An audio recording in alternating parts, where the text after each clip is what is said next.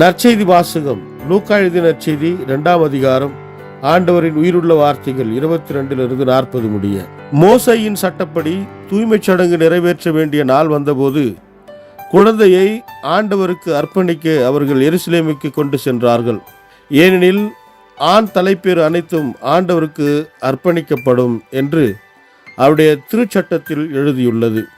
அச்சட்டத்தில் கூறியுள்ளவாறு 2 மாடப்புறாக்கள் அல்லது 2 புறா குஞ்சுகளை அவர்கள் பலியாக கொடுக்க வேண்டியிருந்தது.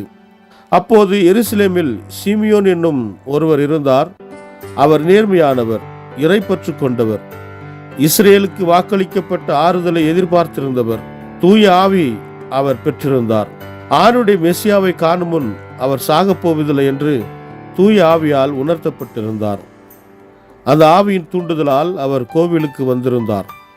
திருச்சட்ட வழக்கத்திற்கு ஏற்ப செய்ய வேண்டியதை குழந்தை இயேசுவுக்கு செய்து முடிக்க பெற்றோர் அதனை உள்ளே கொண்டு வந்தபோது சீமோன் குழந்தையை கையில் ஏந்தி கடவுளை போற்றி, ஆண்டவரே, உமது சொற்படி அடியான் என்னை இப்போது அமைதியுடன் போக செய்தீர். ஏனெனில் மக்கள் அனைவரும் காணுமாறு நீர் ஏற்பாடு செய்துள்ள உமது மீட்பை என் கண்கள் கண்டு கொண்டன. இம்மீட்பே பிற இனத்தாருக்கு வெளிப்பாடு அருளும் ஒளி. இதுவே மக்களாகிய இஸ்ரேலுக்கு பெருமை என்றார். குழந்தையை குறித்து கூறியவை பற்றி அதன் தாயும் தந்தையும் வியப்புற்றனர்.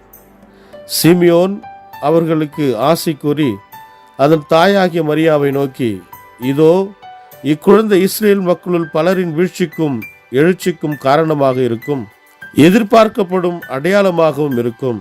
இவ்வாறு பலருடைய மறைவான எண்ணங்கள் வெளிப்படும். உமது உள்ளத்தையும் ஒரு வாள் ஊடுருவி பாயும் என்றார். ஆசேர் குலத்தைச் சேர்ந்த பானுவேலின் மகளாகிய அன்னா என்னும் இறைவாக்கினர் ஒருவர் இருந்தார். அவர் வயது முதிர்ந்தவர், மணமாகி 7 ஆண்டுகள் கணவரோடு வாழ்ந்த பின் கைம்பெண் ஆனவர். அவருக்கு வயது 84. அவர் கோவிலை விட்டு நீங்காமல் நோன்பிருந்து மன்றாடி அல்லும் பகலும் திருப்பணி செய்து வந்தார்.